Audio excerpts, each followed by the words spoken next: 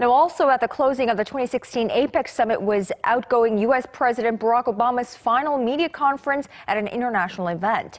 Now, he fielded questions about his own presidency and urged a wait-and-see approach to President-elect Donald Trump's tenure. Jung-hee reports. At the news conference following the 2016 Asia-Pacific Economic Cooperation Summit held in Lima, Peru, outgoing U.S. President Barack Obama defended his core legacies, free trade and security. While reaffirming the U.S. commitment to the Trans-Pacific Partnership trade deal, Obama also called for greater efforts to end the violence in war-torn Syria and pressed Russian President Vladimir Putin.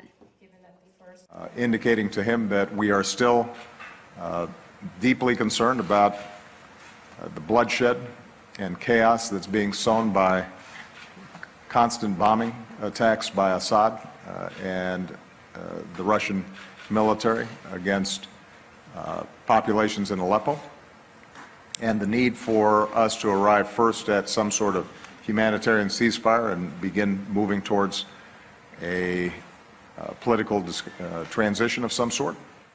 The outgoing president also described the U.S.'s global responsibilities as being indispensable. He emphasized that the U.S. has to stand and fight for what's right, though it is not able to handle every problem all the time. There are other very important countries, like China. If it weren't for China's cooperation, we couldn't have gotten the Paris Agreement done. But China's not the one who was going around organizing 200 nations to sign on to a Paris Agreement.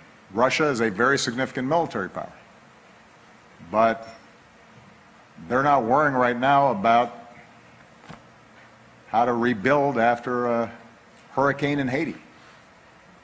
We are. Obama took a wait-and-see approach towards the incoming Donald Trump administration.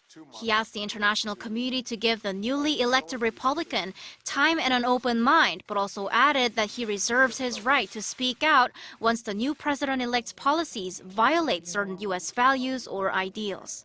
Jung-hee, Arirang News.